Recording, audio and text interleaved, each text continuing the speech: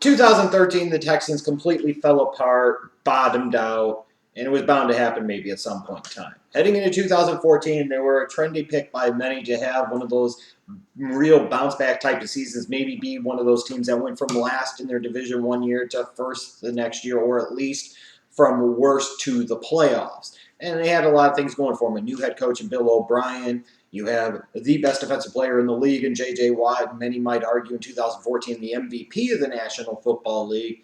And then you also look at that kind of semi-cupcake last place schedule that they had. There were a lot of things indicating that the Texans could make some improvements and make a season out of it. And they did, to be fair. They did. For a team that didn't have a real answer at quarterback, got absolutely nothing out of their number one overall pick in Jadeveon Clowney. Imagine if you had taken Bridgewater instead, just saying. This is still a team, because J.J. Watt is a monster, that defense played pretty well, and they still had guys like Arian Foster and Andre Johnson. They found a way to go 9-7. Yeah, they didn't get to the playoffs, but from 2-14 to 9-7, that's a pretty big kind of turnaround year. We've seen other teams in recent years do this. I think under Todd Haley, the Kansas City Chiefs, that's one example of a team that did this in recent history. Then they did it again under Andy Reid. So it's not unprecedented. You usually see one or two teams that is able to do this every year. And last year, things were indicating that the Houston Texans could be that type of team. Now the question is what do they do next? Now the question is, where do they go from here? Well, in the offseason, the one position they probably needed to address the most, I really don't see where they made any upgrades. In fact, they at best made a lateral move, if not a downgrade, by bringing in Brian Hoyer to be their starting quarterback. Certain coaches, certain teams just don't get it and just don't understand it. And when I look and I see a team, one of their big moves is to bring in Brian Hoyer to play the quarterback position, good luck to you. They brought in somebody like a Cecil Shorts because they decided they had had enough and they got rid of Andre Johnson. It's a shame, the best player in the history of the organization, and you just jettison him off. I don't care what the circumstances. It's a shame that it had to happen that way. And then you bring in somebody like a Vince Wilfork, who Bill O'Brien is familiar with from his time in New England, a guy that can be a big, massive run stuffer in the middle of that 3-4 defense where he's very well suited to play. That should help even open up more things for J.J. Watt and hopefully maybe somebody like a Jadeveon Clowney in the Houston Texans 3-4 defense under Romeo Crennel. Now, in terms of their draft, while they didn't, address the quarterback position early, they did, I think, go after some guys that really fit what they wanted to do on both sides of the ball. It wasn't about quantity in this draft for the Houston Texans. It was about what they felt were fit and quality. When you look at drafting Johnson out of Wake Forest in round number 1, here's another young corner they can put opposite of Kareem Jackson. You feel like you've upgraded the secondary there in the second round. A big thumper inside that's athletic, and Bernardrick McKinney out of Mississippi State. Here's a guy that should bring an immediate upgrade in the middle of that linebacking core for this Texans 3-4 defense under Romeo Crennel. And then you look at round 3, being able to get a guy like Jalen Strong, who in the process of the draft was viewed by many as a late first to early second round pick. To be able to get him in the third round would seem to be a pretty good value. And again, you pair him alongside of DeAndre Hopkins, you might have a nice 1-2 combination at wide receiver over the long term. So it's not like the Houston Texans did a terrible job. They didn't get a lot, but what they got could make a difference and could make an impact in 2015 and beyond. Now, in terms of this team, what do I look at as their biggest strengths and weaknesses in the season to come? Or what do I envision? Well, first of all, I look at the strengths. I got to go with that defensive line. Obviously, you start with J.J. Watt. Strength! Right there. Now you add a Vince Wilfork into the mix, especially in running situations. Even more strength and beef up the middle. So something that should, in theory, make that defensive line better, that should make that entire Texans defensive unit better as a whole. And then I look at the corners, guys like Kareem Jackson, you bring in a Kevin Johnson into the mix. I like some of the depth and talent that they have at a cornerback position, something I haven't been able to say in recent years for this team. In general, this Texans defense overall is a strength. If they get anything out of Jadeveon Clowney, then it's added bonus. But still a really good defensive unit either way. However, with that said, I flip to the offensive side of the ball, and I have some concerns there. Their offensive line, I think, has been a bit of an issue for a couple of years, and frankly doesn't get the attention it deserves for how much of an issue that it is. We could blame the quarterback play in this and that. and maybe having guys like Andre Johnson and DeAndre Hopkins on the outside and Arian Foster at the running back position help mask some of those deficiencies. But there are deficiencies there. This is not a team that I think that has really addressed those deficiencies very well at all. I look at the offensive weapons. You're going to be without Arian Foster for at least the early portion of the season. You're going to be without Andre Johnson all year because you send them packing, and I don't really know that you had an effective replacement in the fold. There's a big difference between DeAndre Hopkins being your number 2 wide receiver and not getting a mass amount of attention to now he's your best weapon on the outside, and he's going to get a lot more of attention. And DeAndre Hopkins has his moments where he can kind of frustrate you a little bit when you watch him. So I have some concerns about how are the Texans going to be able to put points on the board, especially when you look at the quarterback position. Is Brian Hoyer really that much of an upgrade over Ryan Fitzpatrick or Ryan Allen? Not really. So you lose Andre Johnson. You have Arian Foster gone for a portion of the season. And you didn't really get better at quarterback. You didn't upgrade that offensive line.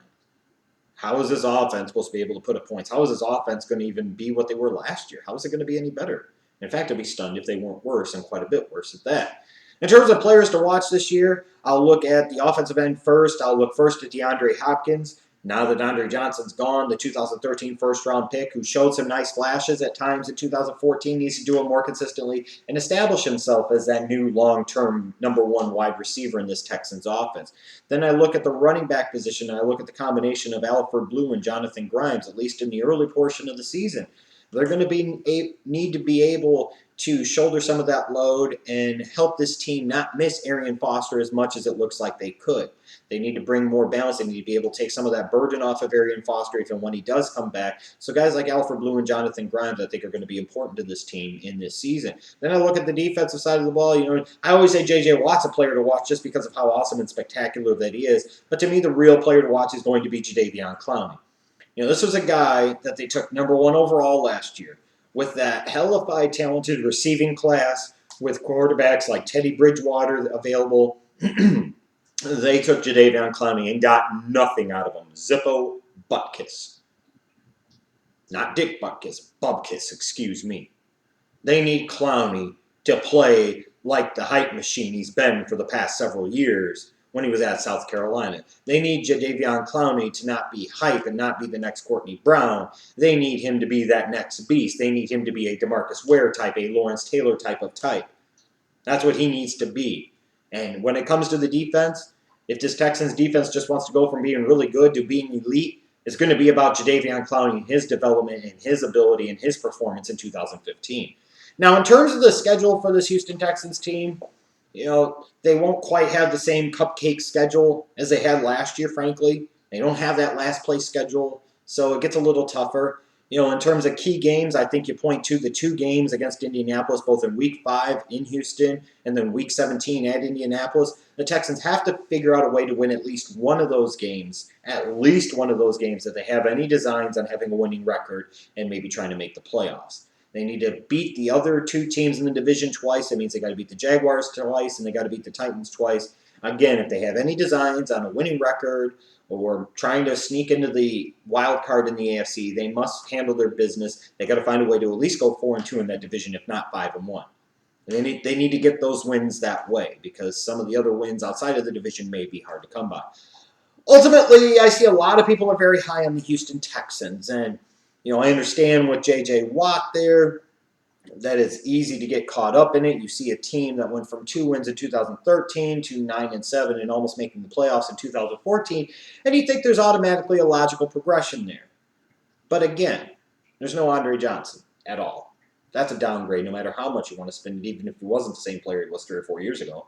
There's no credible, legitimate, equal replacement on the roster. There's not a whole lot of other talent or depth there at that position behind DeAndre Hopkins, at least established and proven at this point in time. Cecil Shorts, child please. Jalen Strong, only time will tell. You're without Arian Foster for some stretch of the opening part of the season. We'll see how long that is to be determined. And even with an Arian Foster there, again, you don't have Andre Johnson on the outside. You really don't have much at tight end. That offensive line unit isn't all that particularly good. Would he even perform at the same level as we've come to expect out of him in previous seasons? You have the exact same level of play at the quarterback position in Brian Hoyer as compared to Fitzpatrick. Bill O'Brien's got a huge man crush on this guy. I don't know why. Maybe I'll be proven wrong.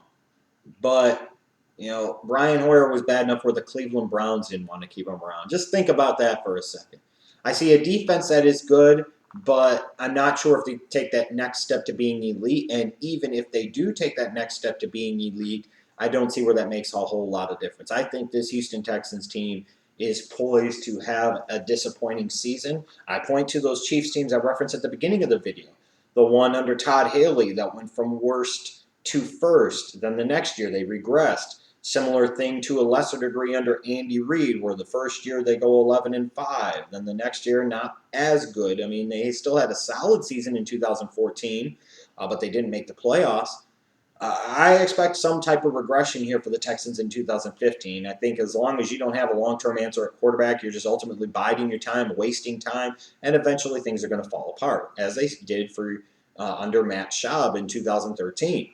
I think this is a Texans team at their very best might win 7 games. Frankly, I wouldn't be surprised if they finish third in that division and only win 4 or 5 games. I know that's probably not what you hear a lot of people saying about the Houston Texans. Just because a lot of people aren't saying it doesn't make it wrong, and at the same point in time, I guess, just because I say it doesn't make it right. But I do believe that the Houston Texans will be a bit of a disappointment in 2015.